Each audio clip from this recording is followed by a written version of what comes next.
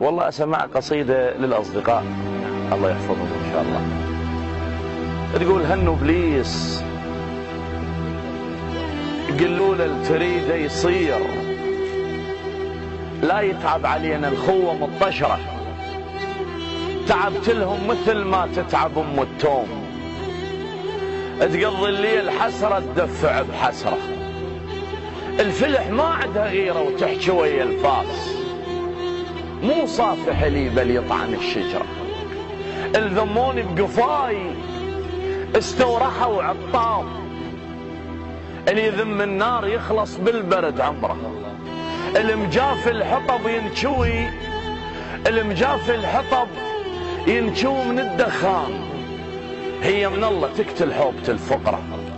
يجوني ولو مشوا اترز قفاهم شوف،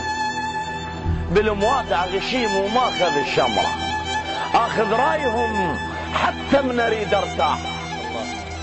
النفس لو ما رضى ويتعب وما جره، شمس البصرة من تطلع تنشف الماي، ويجيني صويحبي بسوالف المرة، ووقف بالشمس واترس مكانه فياي، كل شي هون بس لا تعرق العشرة، فطيرة متعيد من يجون ضيوف، وتهلي لحد ما تترس السفرة، الماشابع دفو ببيت اهله لا يحتار، الهلا بحلق امه كانها حرور في الجمره، الما عنده فرس شي عبره ذات الصوب، وانا اداعيك فرس محجله وشقره، طبقت جفوني بس حاسب الليل حساب، واعرف كل شهر كم ليله بي قمره، نشفوا ماي واللي يسالنا قلهم بير، وشمره ماي بعد البير على الحفره، يحوكولي سوالف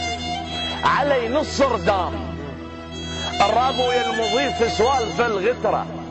اللي يحكي على الشمس يعرق بطار الصيف، ويحمل برد كل ما يطر صحراء،